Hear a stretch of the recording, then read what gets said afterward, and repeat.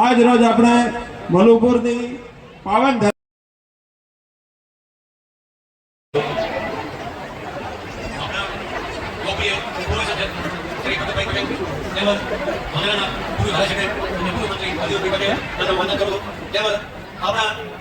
મલુપુર ગામના ધર્મપ્રેમી મોદરા સમાજના વડીલો અને દેવ પરિવારોએ અભય એકાદશીનો બંધ કરી ભારતની સાંસ્કૃતિક વિરાસતને જાળવવાનું કામ કર્યું છે એવા મલુપુર ગામના ધર્મપ્રેમી મોદરા સમાજના સર્વ પરિવારોને હું વંદન કરું છું.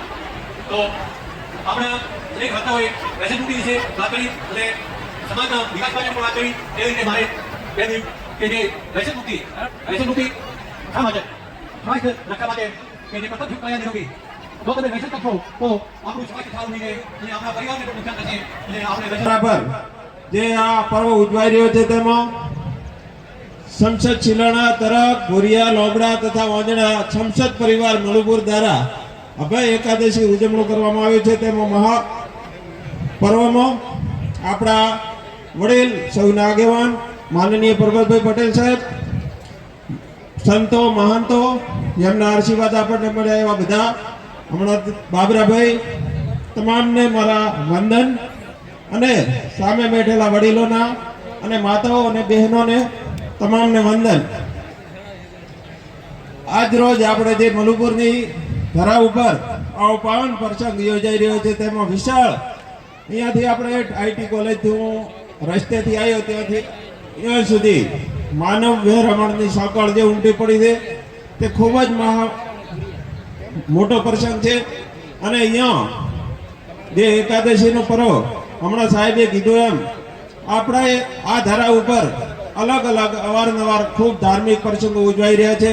હમણાં અમારે પણ પ્રતિષ્ઠા હતી શિવ ભગવાનની, એમાં પણ હમણાં ખૂબ સારો એવો પ્રસંગ થયો. તમામ બધા મહેમાનો બધા આવ્યા, વડીલો આગેવાનો બધા આજુબાજુના ગામવાળાનો ખૂબ સહકાર રહ્યો. અમને બધાએ તમને મોટા કર્યા અને આપણે જેમ વાત કરીએ છીએ આપણા સમાજની અને દરેક સમાજની સાથે લઈને ચાલનાર આપણો સમાજ જે શિક્ષિત બને, સુશિક્ષિત બને અને સંસ્કારિક શિક્ષણ લઈને આગળ વધે એ દિશામાં આપણે કામ કરવું પડશે. આ અત્યારે આપણે ભવ્ય કાર્યક્રમો કરીએ છીએ એમનું પણ ચિંતા કરવી પડશે. ભવિષ્ય આપણા બાળકો અને આપણા વડીલોને પણ ધ્યાન રાખે અને આપણા બાળકોનું ભવિષ્ય સુનિશ્ચિત થાય એ દિશામાં કામ કરવું પડશે. આપણે એજ્યુકેશન ખૂબ આગળ વધશું તો ભવિષ્યનું એક ભાતું બંધાશે. એજ્યુકેશન સિવાય કંઈ નથી.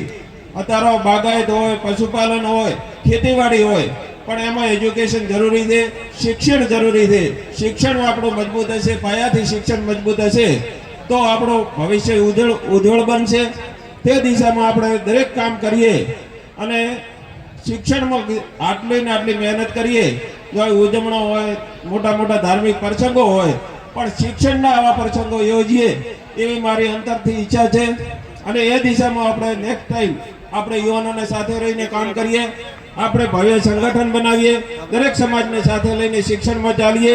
શિક્ષણ સિવાય આગળનું ભવિષ્ય આપણો અલગ ચોક હોય છે. પટેલ સમાજ એટલે એ આપણાથી કેટલા આગળ છે શિક્ષણમાં, એટલે એની સમકક્ષ આપણે બનવું પડે. બધી રીતે આપણે બનાસકાંઠા પછાત કહેતા પણ હવે એવું કંઈ છે નહીં. આપણે એમની સાથે કદમથી કદમ મિલાવીને શિક્ષણનું ભવિષ્ય સુનિશ્ચિત કરીએ એ દિશામાં બધા વધીએ. અસ્તુ. અર્બુદા માતાની જય. ખૂબ ખૂબ ધન્યવાદ સરપંચજી.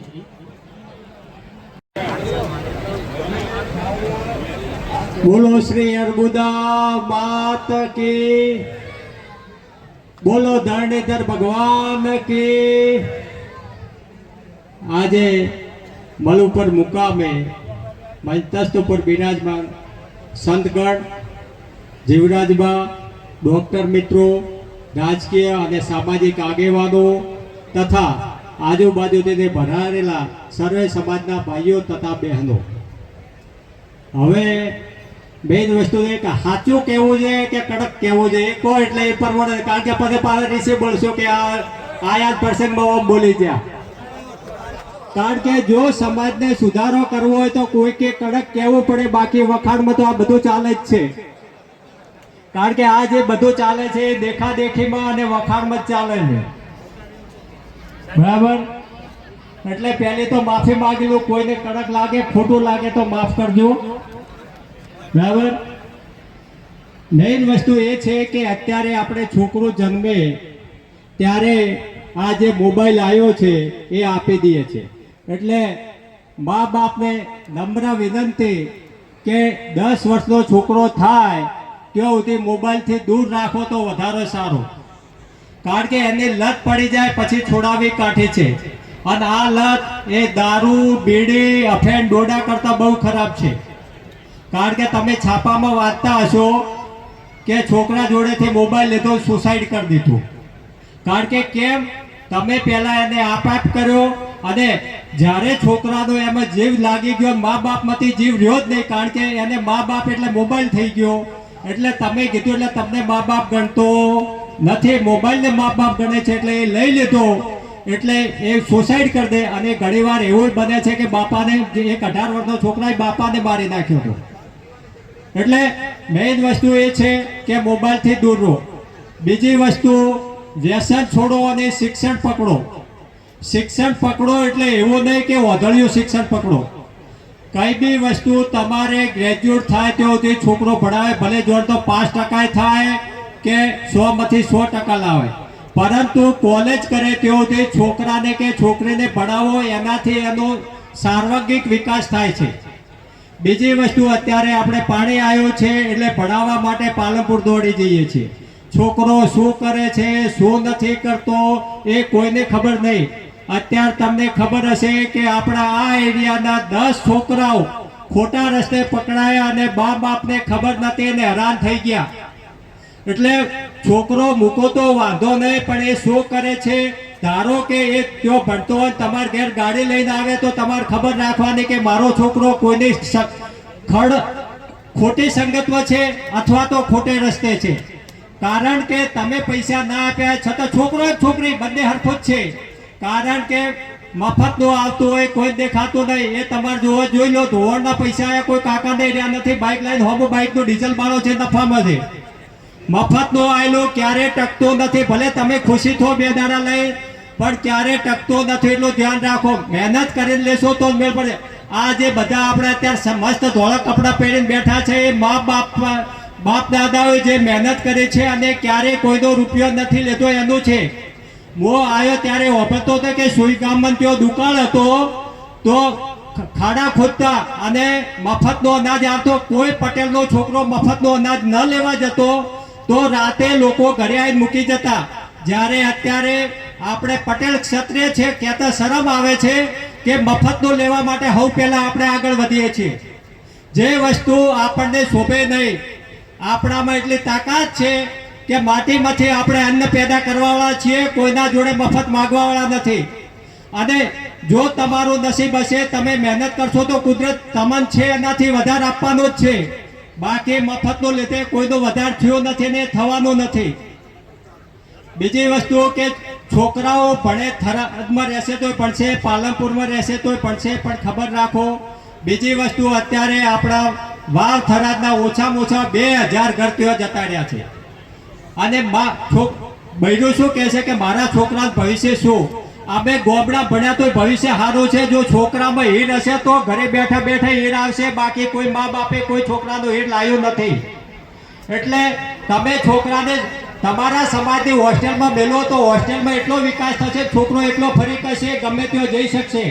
તમે સાથે રહીને ભણાવશો તો છોકરો માય કોગલો રહેશે. ભલે ગ્રેજ્યુએટ થશે તો જ્યારે ફોર્મ ભરવા જતો હશે ત્યારે મા બાપને ભેગા લઈ જવા પડશે. એટલે હંમેશા છોકરાનો વિકાસ થવા દો અને છોકરાની પાછળ મત ફરો. બીજી વસ્તુ, ક્યારેય સાહેબને કહો નહીં કે મારા છોકરાને મારો. તમારે કહી દેવાનું કે જો ખોટો કરે તો મારો, ગમે એટલો મારો.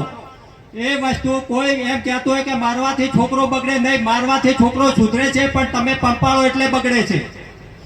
અને હું અત્યારે મારા છોકરાને ગમે ત્યારે મારું છું જો ખોટો કરે તો, એવું નથી. બીજી વસ્તુ, મારા બેનના બધા છોકરાને બે થરાદ લાઈન ભણાય, બધાને મેડિકલ લાઈનમાં મૂક્યા છે. એવું નથી કે અમદાવાદમાં મૂકે. અમદાવાદમાં એલએનમાં ભણાયા છતાં મેડિકલમાં ન લ્યા. થરાદમાં રહીને તમારી પાસે રાખીને ભણાયા તો એલએન મેડિકલમાં ગયા છે. અત્યારે મારી બહેનોના 6 છોકરા મેડિકલમાં છે અને મેં જાતે મહેનત કરી ભણાય. તમે મા બાપ ખબર રાખશો તો છોકરો ભણવાનો છે. બાકી તમે કોઈક શિક્ષક ભણાવે, શિક્ષક પૈસા માટે છે, કોઈ ભણાવે જમોનો જતો રહ્યો. અમારા વખતે હતા કે સાહેબની બીક આવતી ગુંદરે દેખાય તો અમે જતા રહે. હવે કોઈ શિક્ષક તમે કહો તો જ ભણાવે, બાકી કોઈ ભણાવતો નથી. કારણ કે અત્યારે ધંધો થઈ ગયો છે. જો તો મેડિકલ લાઈન હોય કે ગમે તે લાઈન, અમે ધંધાવાળા છે, ભલે તમને સારું લાગે ખોટું લાગે, અમને પૈસા મળે તો ધંધો કરીએ, બાકી મફતનું અમે કરતા નથી. આ ચોખ્ખી વાત છે. બીજી વસ્તુ અહીંયા હવે તમે અભય એકાદશી કરી છે, તમારું અન્ન ખાઈએ છે, સારી વસ્તુ છે. પણ કાલ હોજે અમે બેઠા બેઠા વાત કરતા હતા કે અમારા ગામમાં 10 જાતિના લોકો છે. હવે ચૌધરી સમાજ નાના નાના ટુકડામાં બટાવા લાગ્યો છે, એ ખોટી વસ્તુ છે. ધારો કે મલુપુરનું ગામ હોય, ભલે એક અભય એકાદશી કરે, પણ મલુપુર ગામ તરીકે તમારે એકાદશી ઉજવવી પડે. કારણ કે અમને ખબર ન પડે કે અહીંયા 10 કાસ્ટના માણસો રહે છે. અત્યારે આ તમે લખ્યું છે કે શિલાડા તરફ, ભુરિયા, લોબડા તરફથી અમારી અભય એકાદશી. એટલે બીજા લોકો ભલે તમને લાગે કે ન લાગે, હું ચોખ્ખો કહું છું, બાકીની 6 જ્ઞાતિઓ તમારાથી દુખી છે, ભલે અત્યારે ફેંકી બેઠી હોય. કારણ કે દરેકને સન્માન જોઈએ છે. અત્યારે ખાલી ભંગીનો છોકરો તમે ગાળ બોલો તો જતો રહેશે. સન્માન વગર કોઈ બેસતો નથી. અને તમને હાથ જોડે વિનંતી કરું છે કે ગામમાં એક રહો, ભલે ગમે એટલી જ્ઞાતિ હો, પણ ચૌધરી તરીકે રહો. બીજા સમાજોને માન આપો. અત્યારે તમારા સરપંચની ચૂંટણી આવી છે, અમને ધોળી લુગડી પહેરે ને 4 જણા ઉભા રહીશું અને લાખો રૂપિયા ખર્ચીને પછી સરકારના લાખો રૂપિયા કાઢવાના છે. તો હું તમને નમ્ર વિનંતી કરું છું કે બને ત્યાં સુધી સમરસ કરો. એમાં પૈસા પણ વધારે આવશે. અમારા ટેટોડા ગામમાં સમરસ થયેલું છે. બીજી વસ્તુ, મંદિરમાં સમરસ કરવાની અને એને કહી દેવાનું કે તારે જે પૈસો આવે એ ગામના વિકાસમાં વાપરવાનો, આમાંથી 1 રૂપિયો નહીં વાપરવાનો. એવો દીવો ઉપાડ કે તારે ઘરે નહીં ખાવાનો. ભલે જોડતો એક ઘરનો માણસ હોય એને સરપંચ કરો, પણ એવો માણસને સરપંચ કરો કે જે ગામનો વિકાસ કરે. અત્યારે સરકારમાંથી એટલા પૈસા આવે છે, જો 5 વર્ષ તમે ગામનો વિકાસ કરો તો એ આદર્શ ગામ, સ્વર્ગ ગામ બની જાય. પરંતુ વસ્તુ શું થાય છે, આપણે 20-25 લાખ રૂપિયા ખર્ચીએ છીએ અને 50 લાખ રૂપિયા કાઢવા માંગીએ છીએ. એના માટે સરપંચ થઈએ છીએ. એટલે આ પરિસ્થિતિ છે. એટલે દરેકને અત્યારે ચૂંટણી આવી છે, ભલે તમે ગામમાં વધારે રહ્યા, પણ હાથ જોડે વિનંતી કરું છું કે તમે જે સારો માણસ હોય એને તમે બિનહરીફ બનાવો. એમાં તમારો વિકાસ થશે, ગામમાં પણ મનમેળ રહેશે અને આખી જિંદગી શાંતિ રહેશે. બીજું કંઈ ખોટું બોલવાનું હોય માફ કરજો. જે મને યોગ્ય લાગ્યું એ કીધું. બાકી તો વ્યસન મુક્તિનો કરશનભાઈએ, જીવરાજભાઈ બધું કીધું છે. અત્યારે અહીંયા પાણી આવ્યો છે, પેલી બાજુ ખાર ચાલુ થઈ ગયો છે. એટલે કાયમ બધા દિવસો હરખા હોતા નથી, એટલું ધ્યાન રાખજો. અને મેઇન વસ્તુ એક કહું છું કે જો થરાદ તમે જિલ્લો બનાવ્યો છે, શિક્ષણનો હબ બનાવવું હોય તો દર વર્ષે તમે ગંગા થાળી, અભય એકાદશી બધું ઉજવીને 25 કરોડ વાપરો છો, તો એકલો જમવા વાપરો. એના કરતાં થોડો વિદ્યાદાનમાં 50% આલો, 50% તેઓ આલો, તો તમારા છોકરા ભણશે અને તમે આગળ આવશો. આપણે અત્યારે તો વાડી લીધી છે, તો વાડીમાં બનાવવા માટે પૈસા હોવા જોઈએ ને. ખાલી વાડીનો જગ્યા લઈને મૂકી દેવાથી કોઈ થતી નથી. અત્યારે તમે ઓછામાં ઓછા 15-20 લાખ રૂપિયાથી વાપરશો. આ જે ઉજવણું છે એ આપણો આ પટ્ટામાં જ છે. તમે મહેસાણામાં જો કે ઉજવણો દેખાતા જ નથી. કેમ? એમના જોડે પૈસા નથી, પણ એ લોકો શિક્ષણમાં વાપરે છે. અને આપણે વોટ્સઅપમાં બેઠા બેઠા અહીંયા આ થયો, આ વિકાસ નથી થતો, આ આમ નથી થતું, આ ખાઈ જાય છે. પણ તમે વિકાસ કરો ને સારા કાર્ય કરો તો વસ્તુ થાય. પરબતભાઈ સાહેબ નમસ્કાર. આપણા માનનીય MP સાહેબ આવ્યા છે માજી, એમના નમસ્કાર અને મલુપુર ગામના સ્વાગત છે. સાહેબ આપનો ખૂબ ખૂબ આભાર. બોલો શ્રી અર્બુદા માત કી જય. ખોટું બોલ્યો માફ કરજો, પણ આ જે પૈસા વાપરો છો એ સારી જગ્યાએ વાપરો તો સુખી થશો. કારણ કે તેઓ ખાર આવવા માંડ્યો છે, પછી આ બાજુ આવશે. ખૂબ ખૂબ ધન્યવાદ.